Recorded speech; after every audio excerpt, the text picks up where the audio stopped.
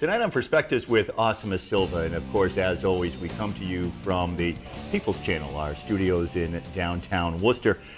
Today we have a fascinating business that has been started. It's Noo, N-O-O, and you can go to noo.boston to be able to find out some more information. But imagine as you have someone in your family who is suffering from dementia of some time or Alzheimer's, and you want to make sure that they are safe and that they are able to get a ride the same way that you would call Lyft or Uber. And Asima, this is a great idea that our guest, thank you so much for being here, has come up with. So the founder of this organization is here with us. Khadija is here, and thank you for joining us. If you would like, could you tell us, first of all, where did you come up with this idea? I mean, introduce yourself, and we'd like to know the motivation of this organization. Thank you, Asiya. Thank you for having me, and thank you, Hank, for having me. I'm glad to be here and to tell the story about this company. The idea came from my personal circumstances. I have a son who's now nine-year-old. He has severe autism. And I was expat in Saudi Arabia, and I moved back just for his condition to the US. I was Moroccan American in America, but I moved for work to Saudi, and then my son was confirmed severely autistic, and there are no services adequate in the region, so I had to make a life decision and come back. And then I was going around with my son to Boston Medical Center, Boston Children's Hospital, General Abdulluri Center, other centers. I worked with 30 doctors and maybe 60 therapists, and the special education system. And for all this, I had to use my car, and my son in the back, crying and cranky all the time because that's the condition. And then when I reach, I have to accommodate him because sometimes he doesn't have the mood to come out of the car. Also, when I go to cities, like in the hospitals inside the city, it's hard to cross the streets with him if it's raining or snowing, and he's not maneuverable because he's going in the other direction. So I always think like, oh, I wish there was somebody to drive with me and accompany me to these hospitals and these therapy centers. And there was nobody who drives who can come with me. So, and also it's all the time because doctors, I can't accommodate myself. Whatever appointment I get, I have to take.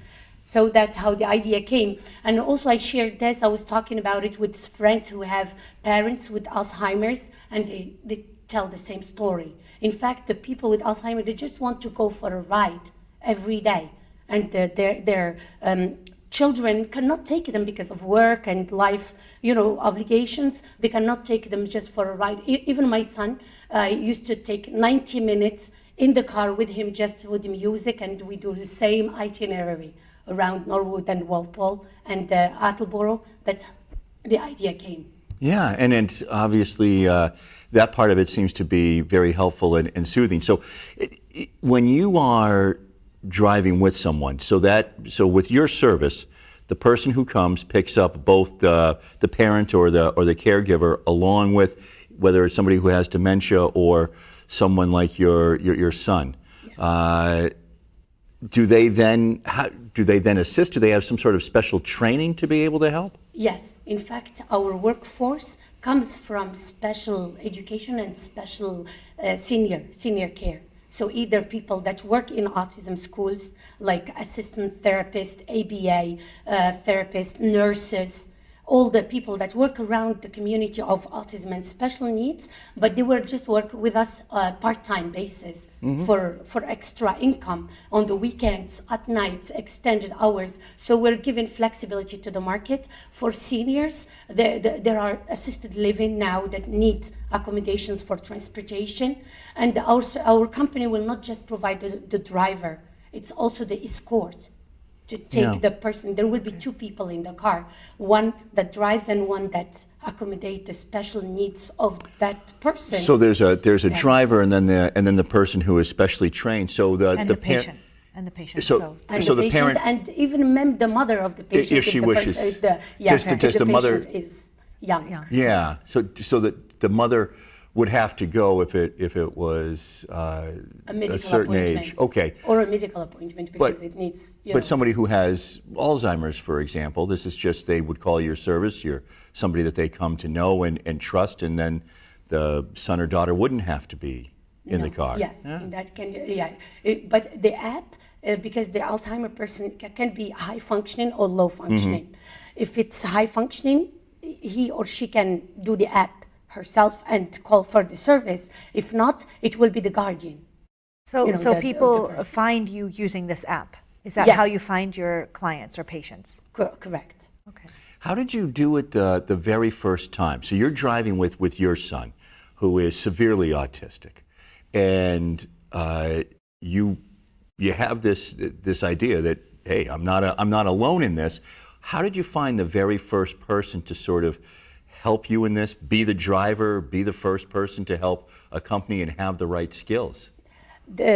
Now my team is still in formation because it's a difficult problem to handle. The Alzheimer and special needs is Yeah. a very difficult problem. So when I was thinking about this idea, I was talking to the caregivers of my son. And I say, how do you find this idea? I talked to the doctors. I talked to special needs attorneys. I talked to the districts, special education in school district, and all of them liked the idea. In fact, Yeah. my board is composed of these people currently.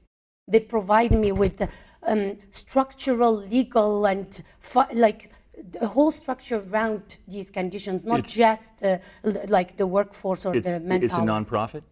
Is No, that what you it's have a- a board? no, No, it's- it's it will be a for-profit. Okay. for-profit, Okay, yes. but you have this board of advisors that you have put Yes, together because they're to professionals. start They have this. Yeah. been in this dealing with these conditions for many years. Right. I mean, it's a great idea, and I guess in some ways it seems like such a now that Obvious. you've said it, it seems like such an Obvious. obvious idea. Although none of the rest of us came up with it, but then the more that you dug down, and as you talk about this board, there are, I would think, probably some legal liabilities and many things that you have to do. But is the service is being offered now?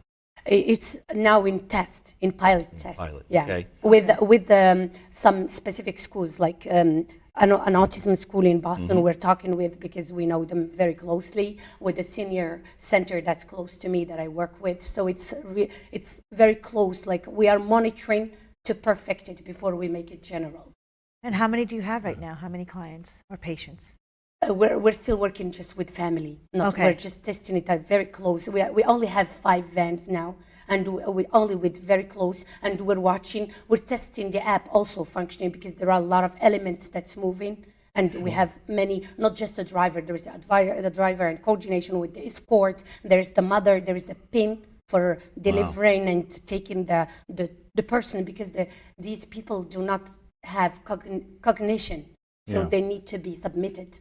And the liability has to be transferred. So there's a PIN to submit them, like for therapy. Yeah, that's what I mean. I mean, boy, it really is. Yes. It really is a lot. Now, 5 And, vans to me also, sounds like a lot. Just to Yeah. explain for the liability part, Yeah. we have a camera in the car. Also, we will be using body camera. We're testing them now that will be used during the service so that everyone has peace of mind.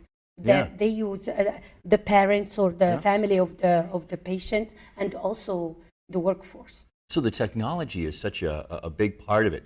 Is it too separate because of the training that somebody would have to have? So the driver can just be the driver. I mean, somebody who just has a clean driving record, and then the person who is with them in the van, they're the one who has the training in autism or someone who knows about dementia. Is that two completely separate We are things? ambitious. We are more ambitious than that. So our drivers will be Oh, trained. so the drivers also. will be Yes. trained Okay. also. Because, Okay. yeah, they have to handle if there are crises or situations.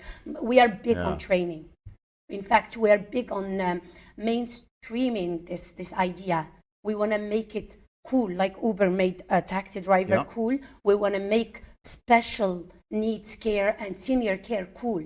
So we want Yeah. more youth to be engaged in this industry. We want more people to go into special education and senior care and all that. So we want them to learn and we want to do career management in the company. Start as a driver, maybe finish as a supervisor.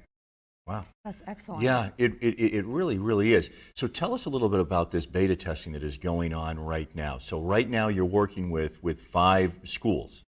No, 5 vans. 5, Just, okay. my All right. fleet, it's just very like at my I'm level, sorry. Yeah, 5. fleet, So the 5 vans. So when somebody gets picked up, so how, for example, if my son were autistic, how would I book your service?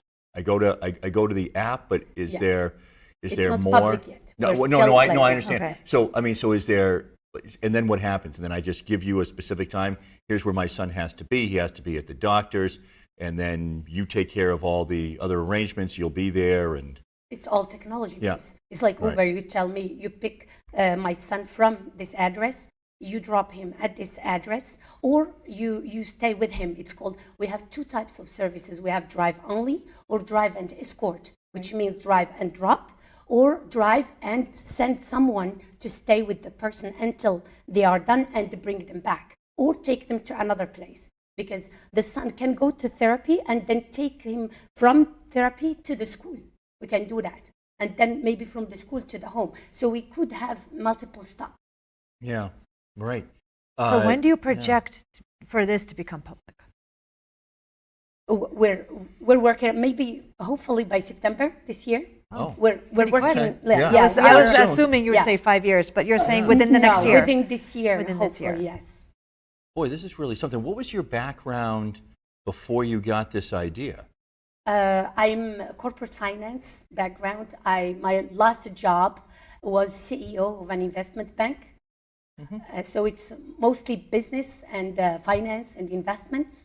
But I also advise currently I'm advising startups in technology Right. for strategy and funding and anything related to funding. So that's my core Well, it seems perfect. functionality. Yeah. Yes. Right? It seems perfect for being able then to get the money, because this is not, from everything you've described, this is clearly not an inexpensive endeavor to figure all of this out, to test it, to get it up, to get it running. But obviously, you've got a lot of people now who are going to invest, who see the potential in it. But so that's a great skill to get it up and running.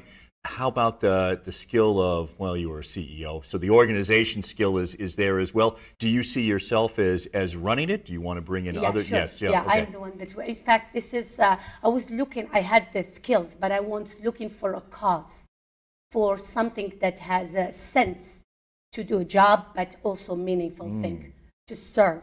That's how I come up with the idea. I said, when I finished advocating for my son and he was placed in residential setting, I thought, how do I be useful to the world with my skills and this experience, and to serve in more deeper, meaningful way? And that's how I come up with this. Part of it is it's a double goal. In fact, it's helping the community of Alzheimer's and autism, and helping female and women in general, because I see that most of the community that was with me working for the kids and for Alzheimer were women, and most of them are leaving their jobs or working part-time, and they tell me their stories. That's how I got to this, and I say this will be indirect help to the careers of women. Well, one of the big differences for me, I guess, between this and Lyft and Uber, if you want a Lyft or an Uber, you would get somebody different each time. This to me seems as if you're probably going to be building a relationship with that young person who is autistic, or that older person who may have some form of dementia. It would be the same team, more or less, who comes and picks them up. In fact, part of this service will be inclusion. Special needs people, all ages, need to go to work. We need to get them to jobs. And usually the challenge is how to get to the job and come back safely. And that's part of it. So if we do that, such services, it will be daily that we're taking kids from 22 to whatever age, taking them to jobs and bring them every day. Even Asperger's people, they have social issues, and our drivers know about their condition, so they will not react. Alzheimer's people have behavioral issues, so our drivers and our escort will know. So there is some maneuvering, some handling, some soothing. Yeah, well, soothing is a great word. How long is the training? What does it entail? First, maybe they will have some experience within the industry.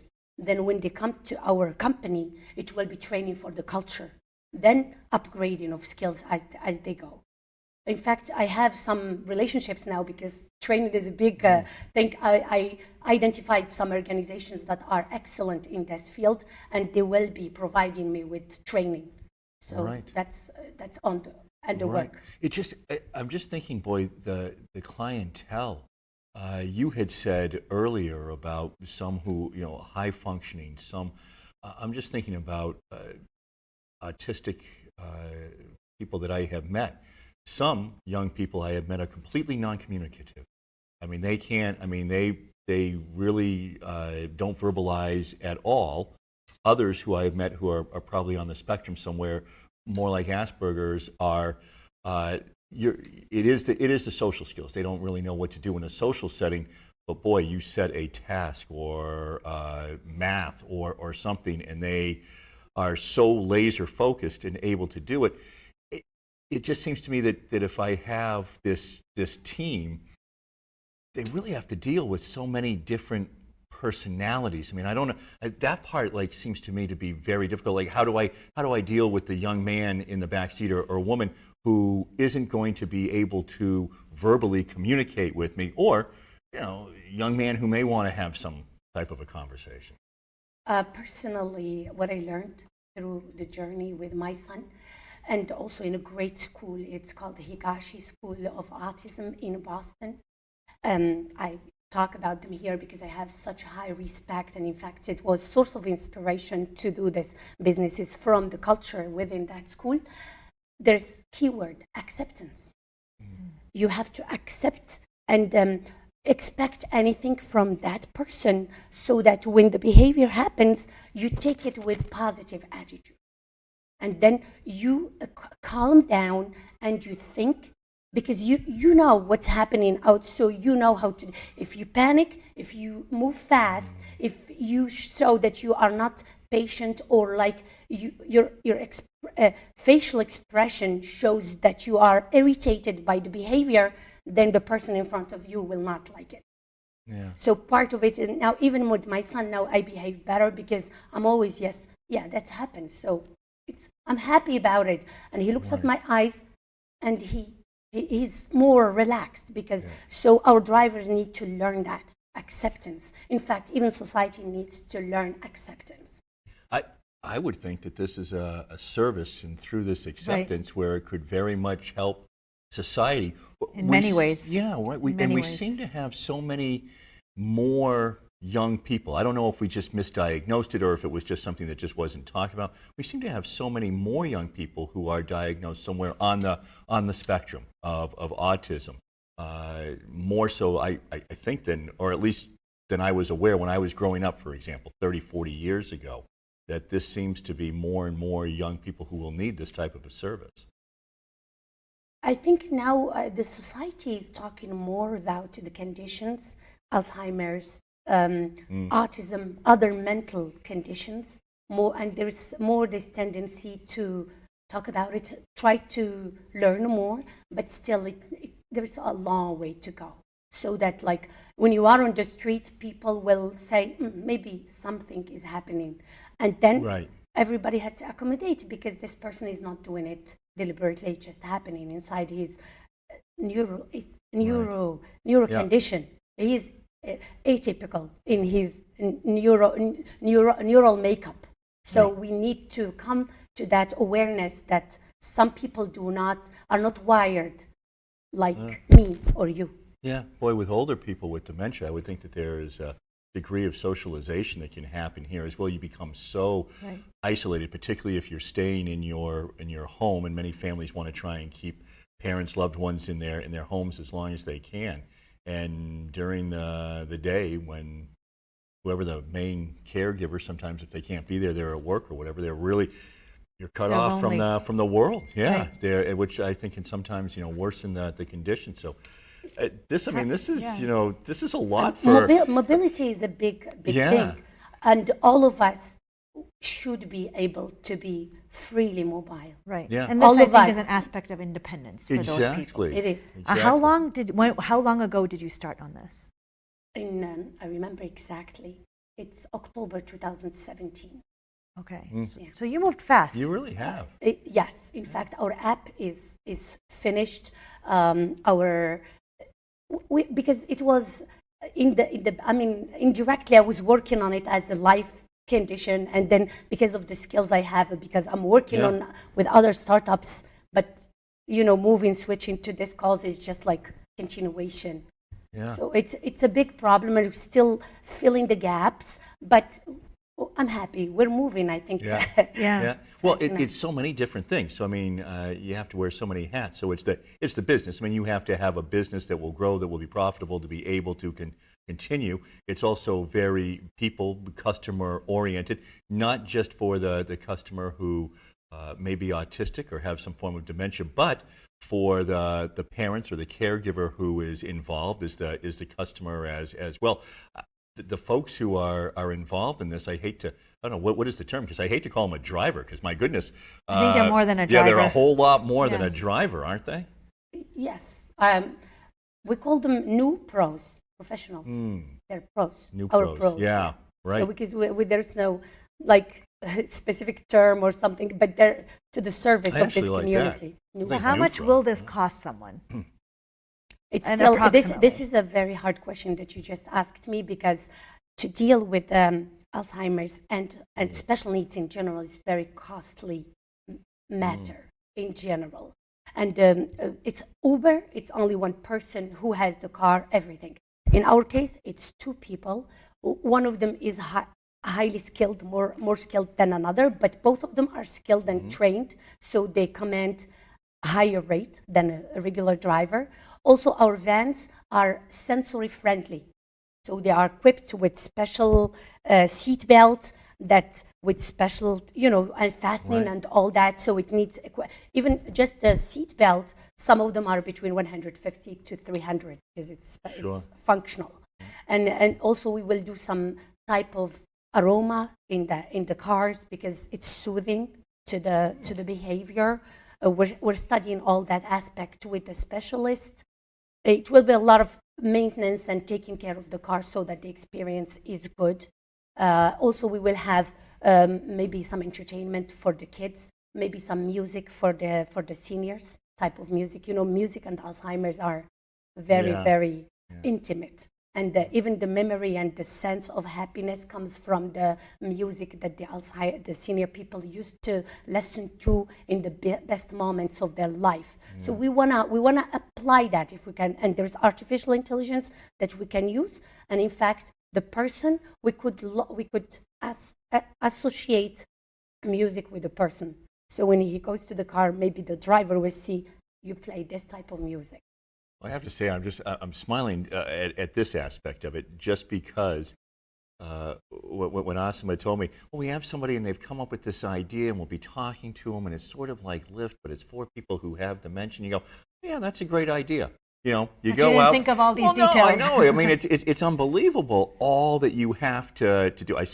I'll tell you, I certainly didn't think about it has to be the right scent in the car. That I certainly didn't think of. Yeah. But it is amazing, Yeah, all the smell different, is all of big. this. Yeah, I mean, everything that you have had to come up with to be able to make this the best possible experience for people who, unfortunately, oftentimes we probably haven't thought about all these things for them. We haven't, thought about what's the best way for us maybe to transport someone, especially, I'll go to my own father. So my father, who suffered from dementia, that trip would have been, by the time that he arrived, he would not have, if he's going to a doctor's appointment, he wouldn't remember where we were going. I mean, you have to kind of explain continuously along the way what you are doing, which for a son, you may get a little more, like, oh, I got to say this again, maybe even more so. It's in some ways better for these trained professionals to be able to go, but you really have to have that empathy for the person that you are with. And everything is, everybody, who has dementia, everything is just a little bit different.